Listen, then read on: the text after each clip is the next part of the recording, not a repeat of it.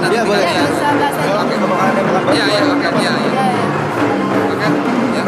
The question Yeah, is, you can speak up. so the question is, we want to know about the haze in yeah, Ghana. okay, yeah. So is it allowed in Indonesia actually? Ya, baru saja kemarin saya beserta mendampingi Bapak Menko Kesra datang ke Pekanbaru meninjau langsung contoh lokasi yang terbakar, dan memang ini ada sedikit anomali. Biasanya asap-asap yang terjadi bulan Agustus September ya, tetapi ini kok agak maju begitu ya, panas, mungkin karena memang ini ada panas yang sangat tinggi yang menjadikan mudah terbakar ya. Memang ini sedang kami selidiki ya, dalam arti apakah memang ini ada kesengajaan atau memang ada satu ya ketidaksengajaan ya, dalam arti karena apakah membuang puntung rokok yang sembarangan atau karena ada percikan api dari apa. Nah ini yang kita terus akan upayakan selidiki, tetapi langkah pertama yang kita lakukan adalah bagaimana secepatnya memadamkan ya, dan sekarang sudah melibatkan BNPB, Badan Nasional Penanggulangan Bencana ya. Tentu dalam koordinasi aparat TNI di Riau yang di bawah koordinasi Danrem ya, ya, poskonya sudah berjalan, dan hari ini sudah mulai mengerahkan berbagai macam peralatan yang dimungkinkan untuk secepatnya bisa memadamkan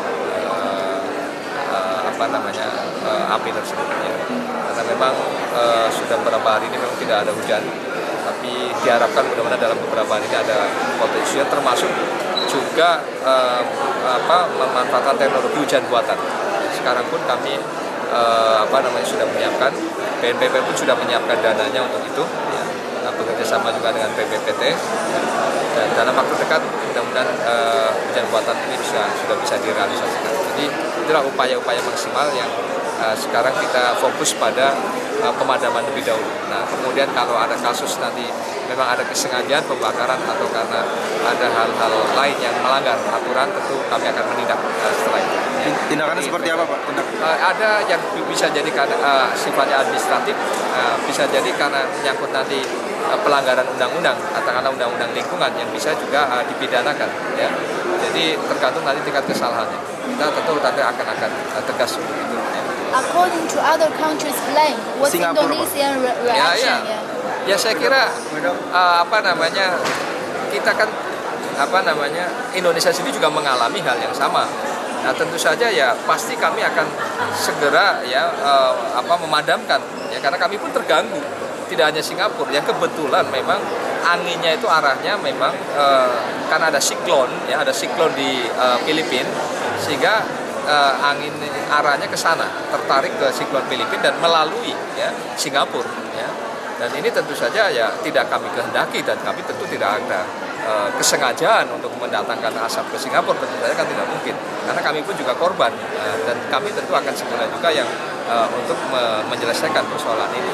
Dan mulai hari ini ya, ini besar-besaran kita kerahkan dengan adanya declare dari pemerintah Provinsi Riau tentang darurat asap ini ya, tentu saja ini menjadikan bisa BNPB bisa bergerak lebih leluasa ya, dan sekarang sudah mulai hari ini dengan kekuatannya, tadi sekali lagi di bawah koordinasi Danrem ya di sana, kita harapkan mudah-mudahan dalam waktu dekat ini sudah bisa dipadamkan. Jadi ini yang sudah kita lakukan. Oke. Makasih. Oke. Bagaimana kemarin tentang kebijakan larangan buah impor kita beberapa buah kita yang Ya sekarang ini terutama salak yang sudah masuk kemudian sekarang dihentikan. Nah, sementara ya, karena ini sedang kita teliti bersama ya, apakah benar dugaan dari Cina tersebut ya terkait dengan adanya yang dianggap tidak memenuhi standar ya. Jadi pada dasarnya tidak ada upaya-upaya menghalangi dari Cina juga. Yang jelas semata-mata karena keamanan pangan, dan kami siap sangat terbuka untuk mari kita bersama-sama ngecek di lapangan apakah memang apa yang dituduhkan Cina itu berdasar apa tidak ya. Pada dasarnya kita ingin mencari win-win solution ya, seperti itu. Pak, satu lagi Pak, yang apa benar itu Pak, Menteri PKS akan ditarik? Nah itu tanyanya partai. Oh itu partai Pak, ya? ini terkait dengan APEC hari ini, Iya, Pak. iya. Kalau misalnya tadi Bapak bilang dalam membantu negara dengan pertanian dengan skala kecil dan juga membantu negara kecil. Kalau dari Indonesia sendiri itu strateginya seperti apa, Pak? Ya saya kira kita sadari bahwa Indonesia ini dominan adalah petani gurem ya, yang hanya kepemilikan lahannya sangat sempit 0,3 hektar. Tentu saja skala ekonominya tidak memadai. Ya. Oleh karena itu tentu hal yang kita utamakan adalah bagaimana meningkatkan produktivitas, ya, agar lahan yang sempit ini tetapi bisa menghasilkan senilai dengan lahan yang mungkin luasnya bisa 2-3 kali lipat. Ya. Tapi ke depan memang mau tidak mau skala usahanya harus ditingkatkan. Dalam arti apa? Akses terhadap lahan ini memang tidak mau harus ditambah. Ya. Nah, caranya apa? Ya tentu bagaimana pemerintah bisa memberikan tambahan akses lahan kepada para petani gurem ini. Ya. Nah mudah-mudahan nanti undang-undang yang baru yang sekarang sedang dibahas bersama DPR yaitu undang-undang tentang tanah sebagai pengganti dari undang-undang pokok agraria, yaitu kita harapkan ya mudah-mudahan nanti penataan soal tanah ini bisa segera selesai dan terutama kepada para petani-petani itu ada tambahan akses terhadap lahan karena tentu kita harapkan agar lahan-lahan pertanian produktif ini tetap bisa dijaga sehingga bagi kami sebetulnya lebih dominan aksesnya daripada kepemilikan. Sebab kalau kepemilikan ya nanti bisa dijual lagi ataupun kemudian dibagi-bagi lagi kepada ahli warisnya yang pada akhirnya akan habis lagi lahan-lahan itu. Tapi kalau akses mudah-mudahan akan tetap berkelanjutan. Pak, terkait untuk masalah APEC dan juga dari masalah pertanian, Pak. Kalau misalnya kerjasama yang saat ini sudah dilakukan dengan negara anggota APEC yang terbaru itu apa, Pak? Ya yang jelas terutama dari sisi riset ya kita saling antar negara itu memperkuat ya kerjasama di riset. Ya. Yang kedua adalah bagaimana juga mengamankan pangan food security di negaranya masing-masing. Jadi kami antar negara itu saling memberikan dukungan ya, seperti itu. Nah ke depan kita harapkan mudah-mudahan ya sebagaimana yang sudah dilakukan ASEAN Plus 3 yaitu adanya cadangan pangan untuk kondisi darurat ya seperti after ya di ASEAN Plus 3 rice reserve ya ASEAN Plus 3 rice reserve ya jadi ada cadangan pangan yang masing-masing negara itu punya kontribusi.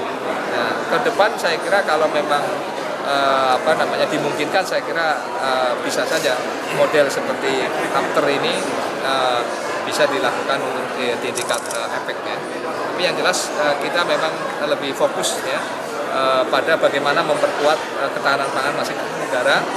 Artinya supaya masing-masing negara itu bisa menghasilkan pangan dari negaranya sendiri. Ya.